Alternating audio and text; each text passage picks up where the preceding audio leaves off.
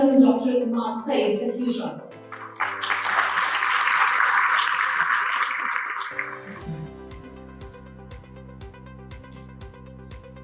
Assalamu alaikum. Good morning. How are you doing today? Good? First of all, I thank you because today the precious thing is the time, and you are giving the time to this important topic. So I thank all of you, and a huge round of applause for all of you for being here. Since this is time is essence, I would like to talk about practicality. The topic that you are going to hear about is the practical approach to Gen AI or AI or any other practices.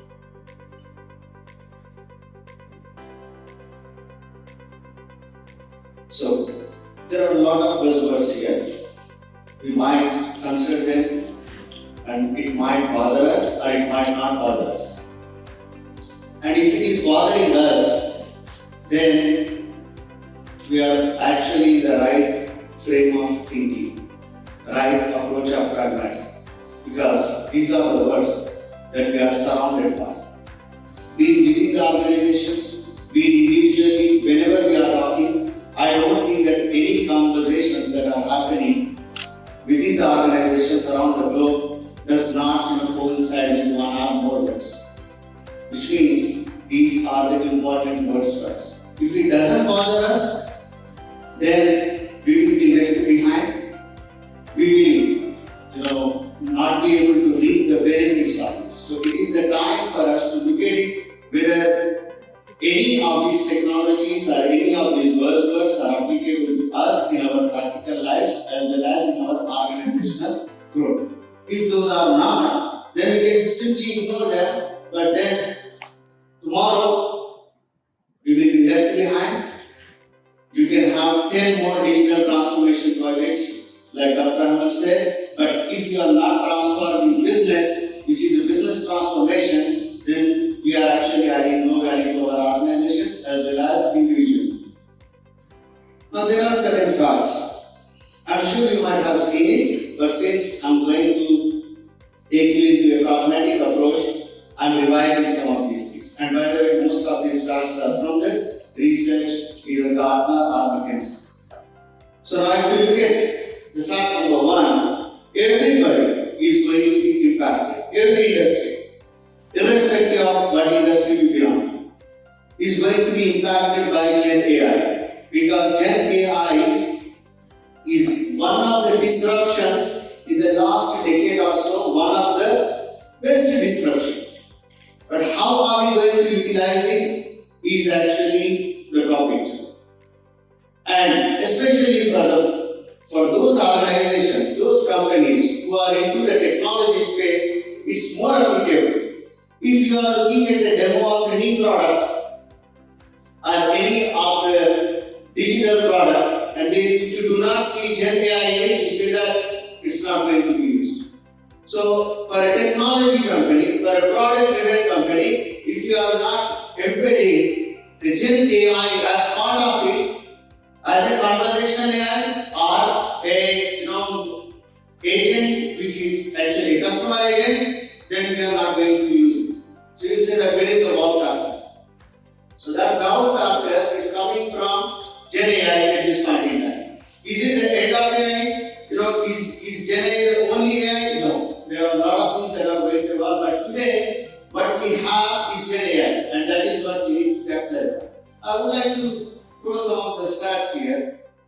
If you look at it, the Dr. Blue is 12 months ago, it was the survey run on thousands of IT professionals as well as the C-level, and this is coming from Gartner. You can see here the piloting and production. This area of piloting and production has increased a lot. So this was 12 months ago in piloting, this is 6 months ago. And now if you run a survey, probably it might be even more. So what does that show? It shows that AI adoption is taking place. And if we are not part of it, Nobody else will be blamed but ourselves. And even in production as well, there are a lot of use cases that are moving to production. And that's something that we have to take cognizance of. And there are again people who are none of the above and exploring. They are not the early adopters, but I'm sure in the next couple of years they will also have to adapt because the trends are going that way. Now, this is actually a very, very bold statement. If you look at it, it says through 2025, at least 30% of Gen AI projects will be abandoned or aborted or stopped. And again, this is also from a survey. Why? What is the reason? Those are the reasons. Poor data quality. Today we would like to be AI ready without being data ready. And that's the biggest disaster. Because anybody you go and talk to at a C level, you would like to invest in data. What is the value? The value is not coming from the AI. Because if you do not have the right or adequate data quality, the decisions that you are going to be taking based on your AI output is also going to be wrong. Which means that it is high time that we invest into data. Because data is the foundation for AI. The way that you train it, the way that you clean it, the way that you evolve it, improve it, enrich it, it's going to give you better output from the AI agents or from the Gen AI. And not only that, inadequate governance.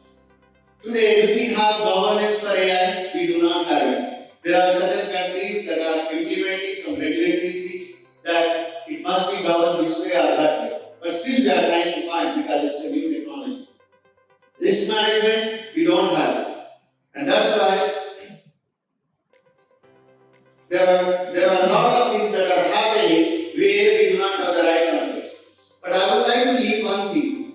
Everybody thinks that Gen AI is the ultimate AI, there is no other AI. There are several things. And again, this is also from Gartner. AI does not revolve around just Gen AI. There are various things that are evolving. Probably we might not have seen them, but it's coming. Now, where Gen AI is absolutely useful. Gen AI is proven to be useful if you look at it, content generation. We have seen several use cases, several studies, wherein content generation, be it text, image, video, whatever the content, be it for marketing, be it for job posting. There are certain portals that they are using now Gen AI to generate the content, and they have reduced the effort by 300% reduction because content generation is at its best at this point in time. Then conversational user interfaces, which is the conversational AI. Conversational AI is the way to go for every enterprise. There cannot be any excuse. It's not a chatbot. Chatbots have actually spoiled the reputation of conversational AIs.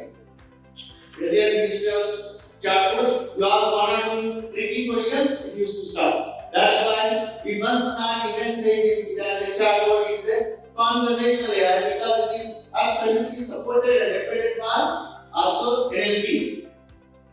So you can ask questions, and there are several organizations that are adapting. And if we are not adapting it, if we are not promoting it, if we are not advocating it, we are actually not capitalizing on the Gen AI. Those are the two cases. Yes, there are others as well that are working on, and recently you might have seen ChatGPT 4.0 is also released, which is much better. Again, we are going to see tens of these models coming out, but if we do not understand it, if we do not plan pragmatically around it, we are going to miss the bus. But we must also be cautious. What are the concerns? Today, any organization before adapting Gen AI, they will get a lot of concerns. They have the concerns because those are the genuine concerns. Privacy, security, confidentiality.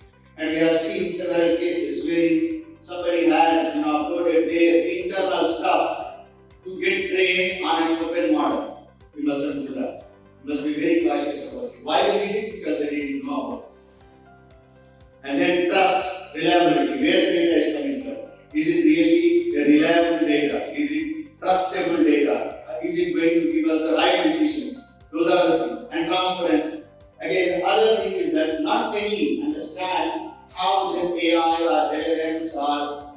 models, all these things are working. That's why we need to bring in that transparency and awareness between the teams, and especially those business leaders, they don't understand it. We need to bring that. If we can bring that, then at least the adoption rate will improve. Why? Because these are some of the concerns or the scams that are happening. That was the first deepfake video.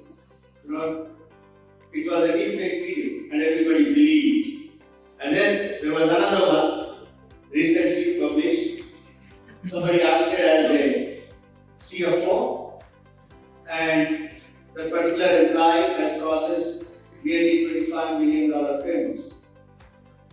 And these kind of things also can come in. That's why we need ethical practices, we need regulatory stuff, we need to be responsible of what we are developing. And then recently the other one, a conversational AI, which they are referring to as a chatbot, has advised the passenger wrongly that there is a discount on ticket and people can sue.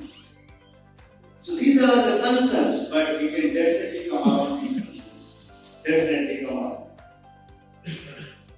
Now, what is the pragmatic approach? Now, let's just look at it. Why artificial intelligence has evolved? Was it to compete with human beings? Absolutely not. It was to augment the productivity, efficiency, and effectiveness of human beings. And are we seeing the real artificial general intelligence? We are not seeing, we are probably 8 to 10 years away from it. Because it needs to perform the cognitive functions of human beings. So AGI is still coming.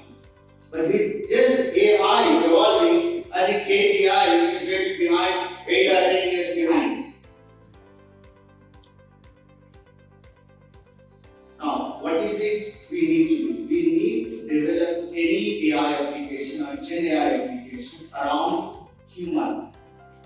Because today, not all the human beings have the same capabilities. Not all the human beings have the same competency. That is the reason we would like to augment their productivity, their efficiency, and effectiveness with the AI. That's why we need to build the things that I refer them as human-centered AI. If you are not building the applications for human beings, then we are really doing no good to our organizations, no good to the planet. So it's a human-centered AI. Now what is then the pragmatic AI? Pragmatic AI focuses on developing and implementing practical AI solutions. It's not that, okay, let's just, now many kids are playing with ChatGPT. Many kids are playing with autopilot. What is it they are getting? They are getting good answers, but we are killing also the creativity of the kids. I personally think that kids must not be exposed, especially when they are doing the creative work, because they will get lazy. They will, again, the output that you get out of it is easier rather than the creativity. So pragmatic AI must focus on real world problems. Empowering human. If we do not empower human beings with the AI, then we should not actually invest anything in it. So it's a human as well as the AI combination that is going to win us and do good for us. What are the recommendations? The recommendations are, number one, do we have AI ambition or are we looking at value creation? If you have AI ambition, then you must leave it. Because ultimately it must be a value creation. If you are not adding value, if you are not creating value for the organization, for the team, for our business users, then you must actually drop it. Then also we must be very, very cautious about accidental, I'm calling them as accidental investments into AI infrastructure. AI infrastructure is expensive. People are spending hundreds of thousands of dollars in doing just a pilot or a proof of concept. So you must be very cautious about it. And certain organizations are going and buying that infrastructure and deploying them within their premises. It's not the right thing. You actually go to maybe Amazon or AWS, Azure and other platforms there. You rent it out and then you do all your piloting rather than investing in infrastructure, because this infrastructure is also going to evolve. POCs versus POVs. That's really my favorite one. Proof of concept is studying the feasibility.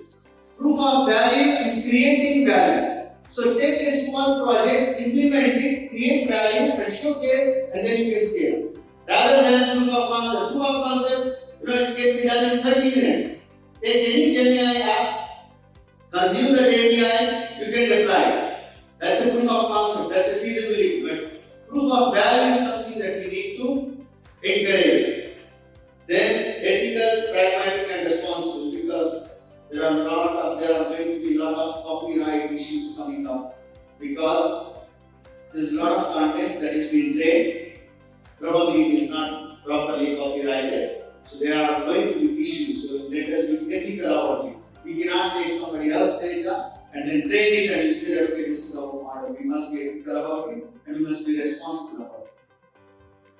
Then the next one is AI readiness versus data quality and governance. We want to be AI ready, but not by sacrificing the data quality, not by sacrificing the governance. Governance and data quality are two pillars that are going to give us a lot more mileage in future. So AI readiness is important, but invest in the foundation, which is the data quality and governance. And you will hear in near future that AI governance, not data governance, AI governance will come in, because we definitely need governance around AI. Otherwise, anybody can do anything. It could be ethical or also non-ethical. So data quality is something that we need. And that's why we at PiLog are looking at only these three things: human-centered, data-driven, AI-ready. So PiLog has been in the business for nearly 3 decades. We have seen all the different evolutions, we have seen all the technologies. Now what we are advocating, recommending the entire industry as thought leaders is that develop something human-centered and again data-driven and AI-ready. So that's PiLog's story.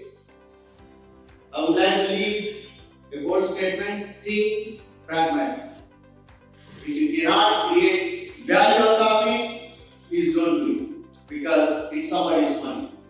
Whether it is our own money or organization's money. So we need to think pragmatic and take responsibility of whatever we are doing. Thank you very much.